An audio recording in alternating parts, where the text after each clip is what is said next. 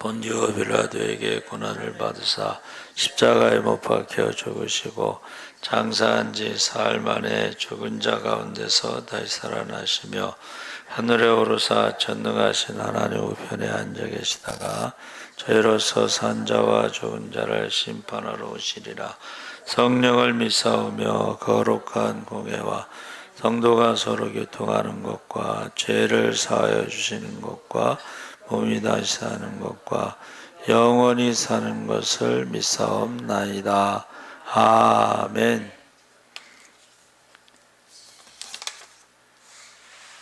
김종금 전도사님 대표기도 하시겠습니다.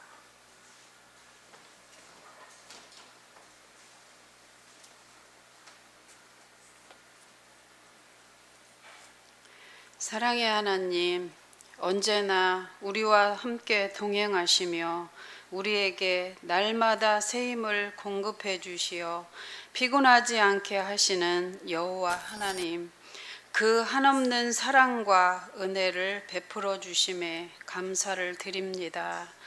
3일 동안도 주의 은혜 안에서 살게 하시고 수요 저녁 이 시간 주의 말씀을 듣기를 사모하여 모였습니다.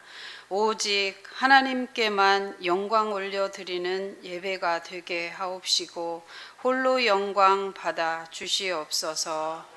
믿는 자에게는 목마를 때 반석에서 물을 내시고 줄일 때에는 하늘 양식을 내려 주신다고 말씀하셨사오니 생명 양식으로 우리의 영혼을 풍성하게 하옵소서. 하나님 아버지, 우리들의 몸에서 나오는 죄가 많이 있습니다. 마음에서 나오는 죄도 많이 있습니다. 마음에 하나님 두기 싫어하는 죄들도 많이 있습니다. 하나님, 이 모든 죄를 용서하여 주시옵소서. 주님의 보혈로 깨끗하게 씻어 온전하게 하여 주시옵소서. 하나님 뜻 가운데 세워진 우리 예수사랑교회를 위해서 기도합니다. 다음 세대인 유초등부와 중고등부 예배가 회복되게 하여 주시옵소서. 부모님들의 마음을 열어주셔서 자녀들을 교회에 보내게 하시고 부모님들도 같이 나와 예배 드리게 하옵소서. 날마다 아이들의 찬양과 노인들의 기도가 끊어지지 않게 하시고 성령님께서 함께하는 교회가 되게 하여 주시옵소서. 갈 길을 몰라 방황하는 영혼들에게 진리의 빛으로 안내하는 교회가 되게 하여 주시옵소서. 하나님 말씀을 전하시는 목사님 영육간에 강건을 더하여 주시고 성령의 음성에 따라 모든 성도들을 바른 길로 인도하는 목자가 되게 하여 주시옵소서. 하나님 아버지, 주님, 지금은 시작하는 시간입니다. 끝나는 시간까지 온전히 하나님만 예배하게 하여 주시옵소서. 예수님의 이름으로 기도드리옵나이다. 아멘.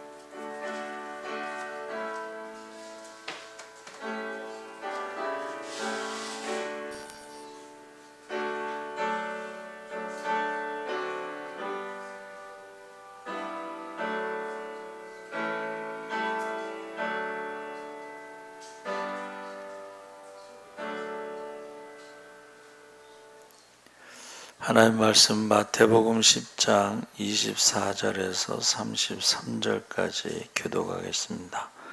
신약성경 15쪽에 있습니다.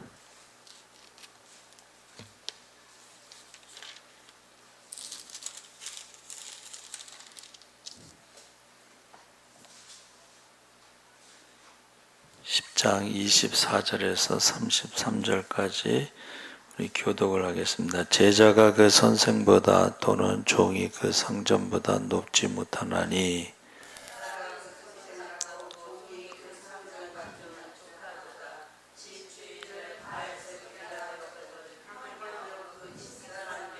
그런즉 그들을 두려워하지 말라. 감추인 것이 드러나지 않을 것이 없고 숨은 것이 알려지지 않을 것이 없느니라.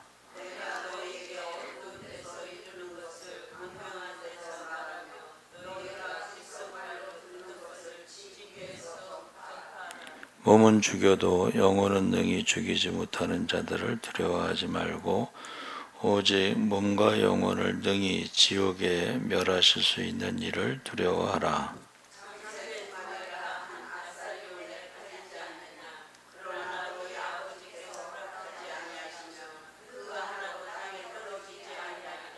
너희에게는 머리털까지 다 세신 바 되었나니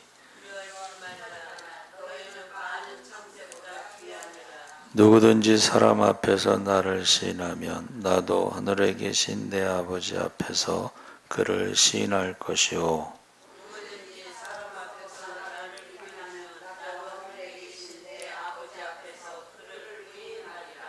아멘. 할렐루야. 마지막 날에라는 제목으로 계속 제가 말씀을 전한다고 광고를 했습니다.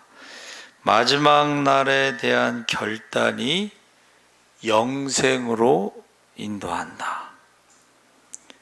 그 날이 있느냐, 아니면 죽으면 끝나는 것이냐, 아니면 하나님이 우리를 대면하시는 그날이 있느냐, 바로 그날에 대한 확신과 그날에 대한 결단이 우리 신앙의 진정성을 만듭니다.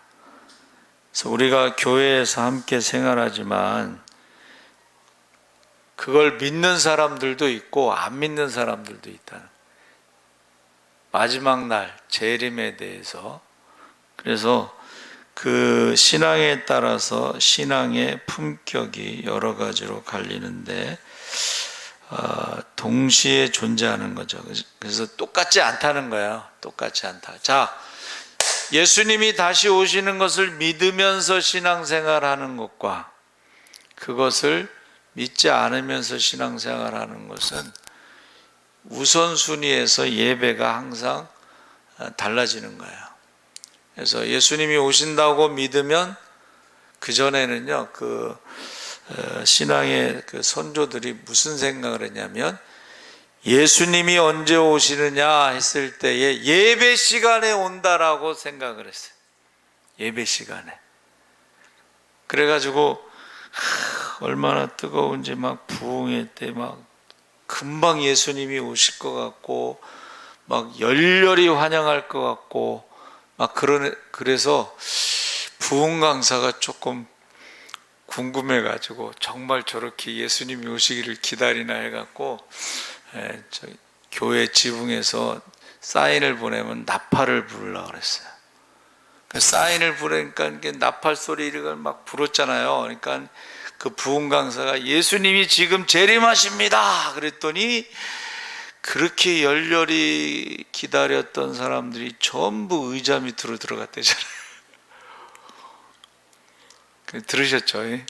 신앙생활 오래 하신 분들은 다 아는 얘기예요, 사실은. 그러니까 지금 재림에 대해서 우리가 믿으면서 신앙생활하는 것과 믿지 않으면서 신앙생활하는 것은 차이가 있다 하는 것을 말해주고 있습니다. 그래서 우리가 읽은 본문 말씀의 내용은 선생보다 제자가 종이 상전보다 높지 못하다 하면서 이것은 그 당시에 이제 예수님에 대해서 제자가 예수님만큼만 하면은 잘하는 거다, 이제 그런 내용이고, 그 다음에 제자가 이제 집 주인을 바알세불이라고 했는데 너희는 어떻게 했느냐, 이제 그런 얘기를 하면서, 그런데 26절의 내용이 뭐예요? 두려워하지 말라. 감추인 것이 드러나지 않을 것이 없고 숨은 것이 알려지지 않을 것이 없느니라. 그러니까 예수님이 오시면 다 드러난다는 거예요. 저도 궁금한 게 몇 가지가 있었는데 그때 좀 다 드러났으면 좋겠어요. 궁금한 게 있어요. 두려워하지 말라. 다 드러난다. 또 한 가지 두려워하지 말라는 건 뭐예요? 몸은 죽여도 영혼은 능히 죽이지 못하는 자들을 두려워하지 말라. 이 말은 이제 핍박이 있다, 이제 그런 말이에요. 여러분, 우리가 신앙생활하면서 마지막 날에 대한 우리가 확신을 가지고 있다면 핍박이 있어도 어떻게 해요? 예수님께서 산상수훈의 팔복에 마지막에 나로 인해서 너희를 때리고 욕하고 핍박하면은 기뻐하고 즐거워하라. 너희 상이 크민이라. 너희 전에 있던 선지자들도 다 핍박당하고 욕먹고 그랬다고. 그래서 우리가 신앙생활하면서요, 그 핍박당하는 것을 별로 원하지 않는 사람이 있는데 사실은 핍박당하는 것이 상이 쌓이는 거다. 그날에 우리가 계산할 때에 내가 신앙생활하면서 핍박을 당했는가 안 했는가. 우리 전도하다 보면 별 사람 다 있잖아요, 그렇죠? 전도 안 하면 그런 일이 없는데 전도할 때 그런 일이 있어요. 그래서 여기서 두려워하지 말라, 핍박을 두려워하지 말라. 그 다음에 두려워하지 말라 그러면서 참새하고 여러분, 참새하고 하나님의 자녀하고 비교가 되겠어요? 참새 2마리 한 아싸리온에 팔린다. 그래서 어느 목사님이 개척하고 힘들 때마다 이 말씀을 암송했대요. 내가 그래도 참새보단 귀하지 않느냐. 그렇게 말씀을 외쳤다고 그래요. 그래서 지금 이제 쭉 한번 이제 이거를 훑어보는 거예요. 그래서 보세요. 예수님께서 그 씨 뿌리는 비유에서 세상의 염려와 재리와 유혹에 기타 욕심이 들어오면 어떻게 하겠다는 거예요? 마지막 날을 준비하는 사람은 그것을 물리친다는 거예요. 그런데 마지막 날을 긴가민가 하는 사람들은 거기에 넘어진다는 거예요. 마지막 날. 지금 그 얘기를 하고 있습니다. 그래서 우리가 신앙생활 할 때 그 네 종류의 사람들을 씨 뿌리는 비유인데, 길가와 같은 사람들은 말씀을 처음부터 받아들이지 않는 사람들이죠. 길가. 근데 이제 그 다음에 뭐예요? 돌밭은 말씀을 받아들이는데 뿌리를 내리지 못하는 사람들이 있어요. 뿌리가 내려갈 수가 없어. 세 번째는 가시밭인데 이것은 뭐예요? 세상의 염려, 재리의 유혹 때문에 열매를 맺지 못하는 거예요. 그러니까 우리가 첫 번째 사람들하고 두 번째 사람들은 뭐 그 신자라고 하긴 좀 그렇지만 세 번째 사람들은 신자예요. 그런데 세상의 염려 때문에, 그 다음에 세상의 재리의 유혹 때문에 열매를 맺지 못하는 신앙생활을 하는 사람들이 있어요.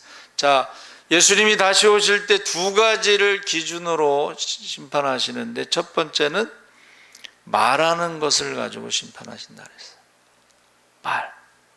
우리가 말하는 걸, 말할 때요, 하나님처럼 자기가 모든 걸 판단하고 비판하고 정죄하고 남을 죽였다 살렸다 이렇게 자기 마음대로 하는 그런 말을 하면 안 돼요. 하나님이 할 말을 자기가 하나님처럼 말하면 안 되고, 그렇죠? 우리 지금 성경 통독 구역 욥기서를 읽는데 거기 나오는 내용이 뭐예요? 욥기서에 그 욥의 친구들이 와서 그들의 지식과 경험을 가지고 막 공격하잖아요. 예? 그런데 한번 따라해 보세요. 제한적 지식과 경험으로 하나님처럼 다 아는 것처럼, 다 할 수 있는 것처럼 그렇게 말하는 것은 하나님이요, 나중에 뭐라 그래요? 욥을 공격하는 너희는 누구냐? 그리고 그 친구들이 처음에는 이제 욥의 고난을 위로하기 위해서 모였다 그랬어요. 사람이요, 처음에는 그렇게 생각을 하는데 실제로 와서는 어떻게 해요? 욥의 위로가 안 돼. 그냥 공격하는 거야. 야, 죄가 있으니까 고난을 당하지. 죄가 없는데 왜 고난을 당하냐? 이렇게 말하는 사람들이 있어요. 얼마나 죄를 많이 졌길래 저런 고난을 당하냐? 그렇게 함부로 말하는, 그게 하나님처럼 말하는 거야. 그래서 우리가 말하는 것을 가지고 심판한다. 지금 남을 위로한다고 막 하지만 제한적 지식과 제한적 경험으로 절대 위로가 되지 않아요. 오히려 더 고통을 줄 수가 있어요. 위로가 되지 않습니다. 판단하고 비판하고 정죄하는 거 위로가 되죠.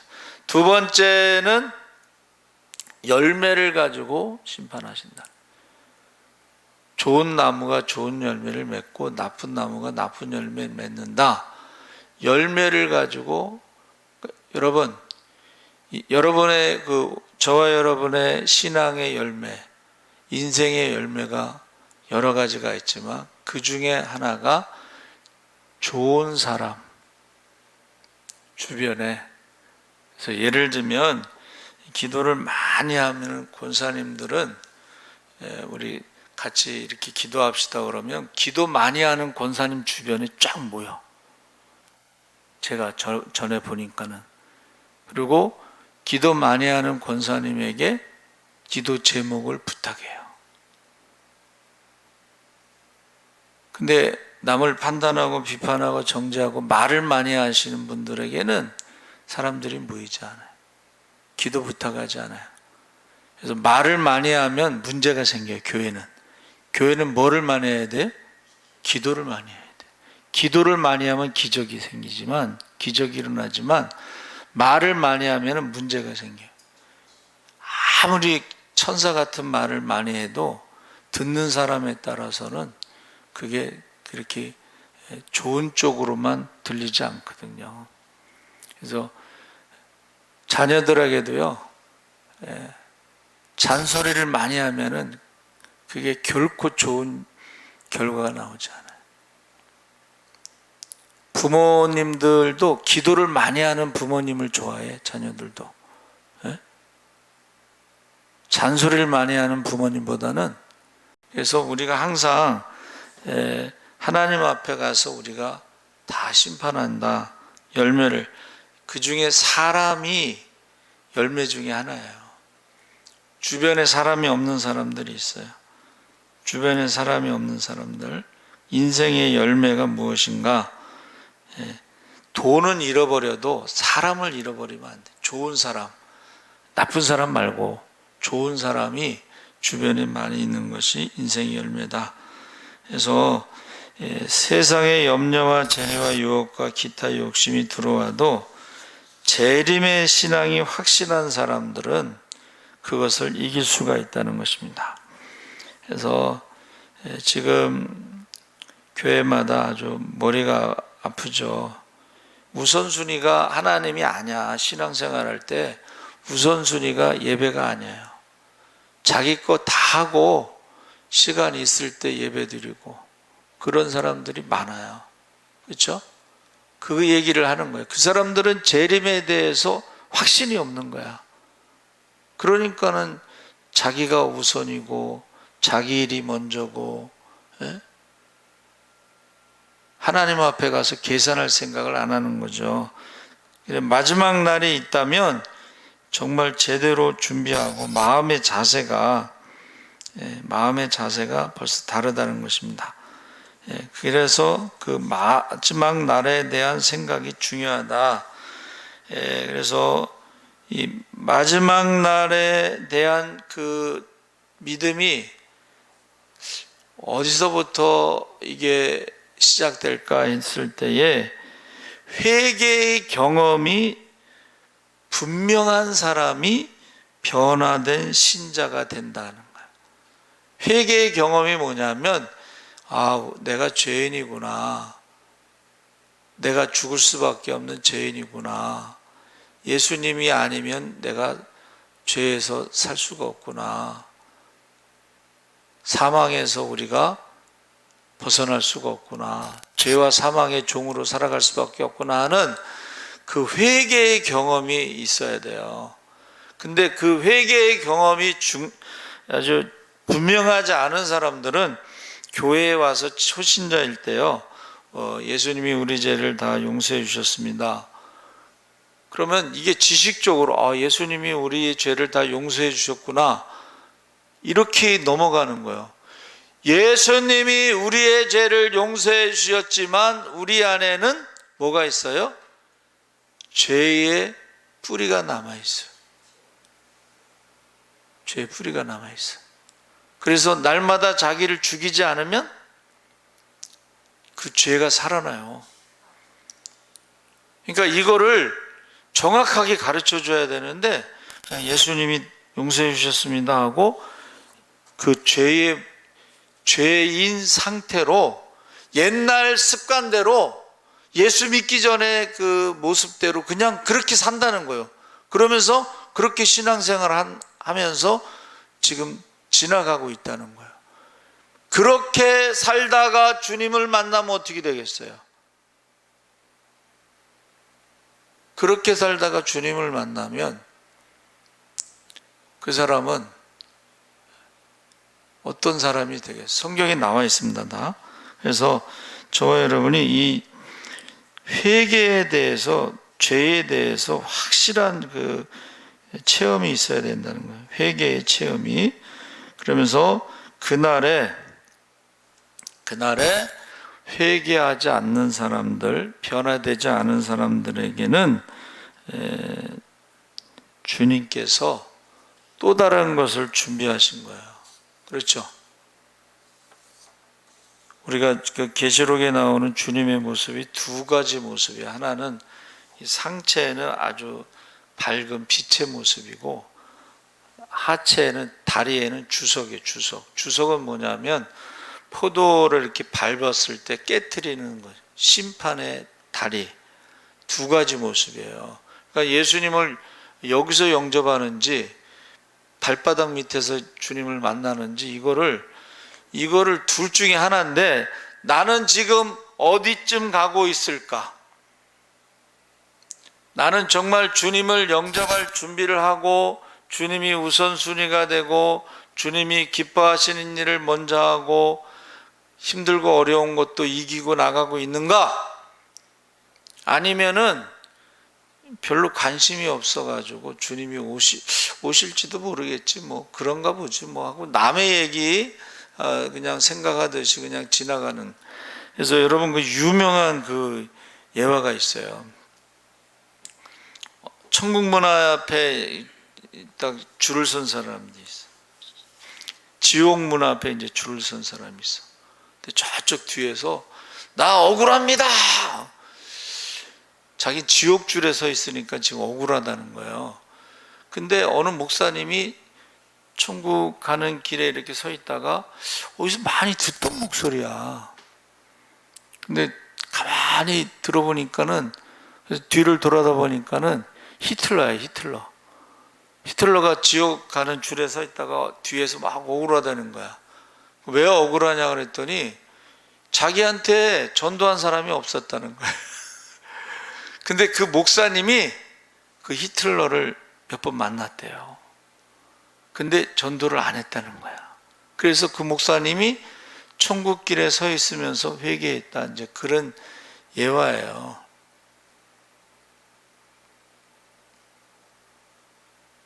여러분, 이 신앙에 지금 예수님의 마지막 날에 대한 신앙이 확실하면 삶이 믿지 않는 사람과는 전혀 다릅니다. 그렇죠? 그래서 우리가 세상, 만약에 하나님의 심판을 믿는다면 하나님 앞에서 두렵고 떨림으로 구원을 이루면서 죄에 대해서 항상, 죄를 모르고 짓는 거에 대해서는 회개를 하겠지만 알고는 안 짓겠죠. 그렇죠? 예? 알고는 안 짓겠죠. 그래, 그날에 대한 확신이 있는 사람의 온전한 기준이 있는데 그 확신이 없는 사람들은 신앙에 어떤 기준이 없어. 우선순위가 없어. 그러니까 남들이 봐도 저 사람이 믿는 사람인지 안 믿는 사람인지, 교회 다니는 사람인지 안 다니는 사람인지, 교회 가는 날보다 안 가는 날이 더 많고, 그런 것을 보게 되는 것입니다. 그래서 성경에도 뭐라고 돼 있어요? 이 백성이 말로는 나를 존경하되 마음은 나에게서 멀도다. 이렇게 예레미야 4장 22절에 내 백성을 나를 알지 못하는 우준한 자여 지각이 없는 미련한 자식이라. 악을 행하기에 지각이 있으나 선을 행하기에는 무죄하도다. 이게 하나님에 대해서 모르니까는 악을 행하는 데는 지혜롭고 선을 행하는 데는 무죄하다 그랬어요. 그래서 이 기초가 그만큼 중요하다는 것입니다. 기초. 죄에 대해서 그 정확하게 알아야지만이 우리가 어떻게 살아갈 것인가. 그래서 저와 여러분이 이 정체성이라고 하는 것을,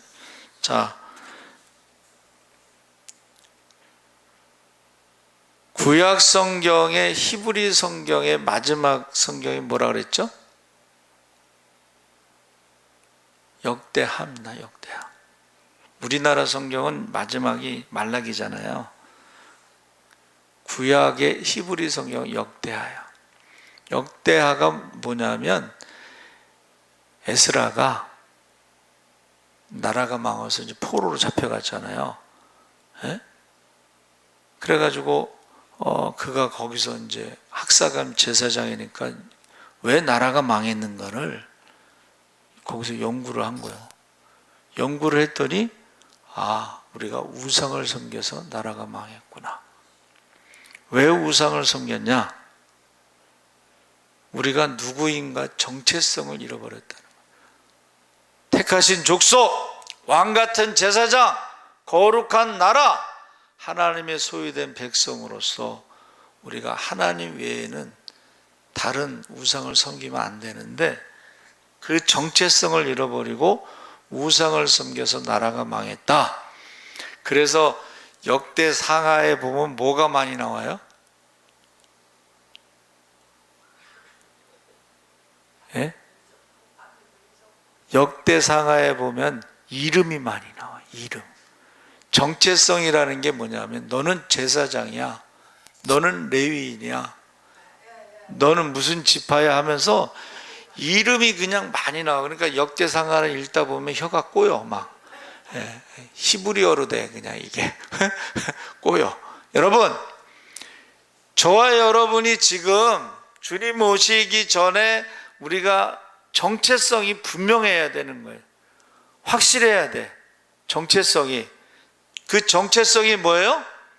우상을 섬기지 말고 하나님만 섬겨야 된다는 거예요. 그게 뭐예요? 그게 이제 성전 예배를 드리고 레위인들과 제사장들이 성전에서 이제 일을 하는 거잖아요. 예? 근데 우상을 섬기다 보니까 어떻게 해요? 하나님께 예배 드리지 않고 우상을 섬기는데 그 중에 하나가 11조를 안 하는 거야. 우상을 섬기는데 무슨 11조 하겠어요? 그러니까 백성들의 11조를 레위인들에게 주고 레위인들의 11조를 제사장에게 줘서 성전 예배를 드리는데 우상을 섬기다 보니까 11조를 안 하고 그러니까 레위인들이 고향으로 돌아갔어. 제사장들도 고향으로 돌아갔어. 그래서 바벨론에서 돌아올 때에 에스라 선지자가 제사장을 찾은 거예요. 족보에서. 제사장이 아닌 사람이 제사장 노릇하면 그건 벌을 받습니다.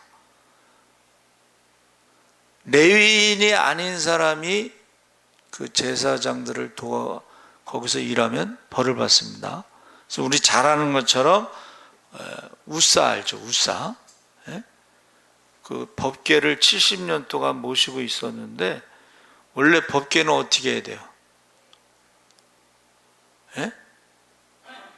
원래 법궤는 손대면 안 돼. 그 포장이 하는 거 있잖아요. 그거는 제사장만 할 수가 있어. 포장, 만지는 거. 그 다음에 레위인 중에서도 고앗 자손만 고리에다가 막대기를 껴서 어깨에 매야 돼. 근데 수레에다 싣고 갔어. 수레에. 70년 동안 법궤를 모시고 있었는데 법궤에 대해서 몰랐던 거예요. 하나님에 대해서도 모르고, 제사장에 대해서도 모르고, 레위인에 대해서도 모르고, 그래가지고 수레 하는데 이 수레가 놀래가지고, 왜 놀랬냐면 다윗이 또 3만 명이라는 군대를 끌고 가서 법궤를 온다고, 얼마나 시끌벅적하게 했는지 소가 놀래가지고 날뛰는 바람에 법궤가 이제 흔들리고 떨어지려고 그러니까 우사가 손을 댄 거예요. 손을 댔는데 하나님이 우사를 찢었다고 그랬어요. 찢었어. 그냥 죽인 게 아니고 찢어서 죽였다고 그랬어요. 그러니까 겁을 먹고서 이제 다윗이 이제 법궤를 옮기지 못하고 법궤를 이제 잠깐 있다가 야, 왜 그러냐 물어봤더니 이 어깨에 매야 되는데, 그래가지고 나중에 제사장들과 고앗 자손들이 고앗 자손이 주로 매는데 제사장들은 맬 수가 있어요. 지금 우리가 신앙생활 하면서도 이 하나님의 법궤 말씀에 대해서 함부로 하는 사람들이 있어. 성경을 함부로 하는 사람들이 있어요. 굉장히 이건 무서운 거예요. 자, 보세요. 사울이 첫 번째 왕이 됐는데 어떻게 했어요? 사울 왕이 말씀을 버림으로 하나님이 사울을 버렸다고 그랬어요. 우리가 신앙생활에서 하면서 말씀을 우리가 함부로 하는 사람들이 있어요. 말씀을 버림으로 하나님이 그를 버렸다고 그랬어요. 자, 보세요. 하나님이 사울을 버렸을 때에 하나님의 영이 떠나고 악한 영이 역사했어요. 그러니까 지금 말씀을 버리고 우리가 하나님의 영이 떠나고 악한 영이 역사하는 그 가운데 신앙생활을 하는 사람이 많다는 거예요.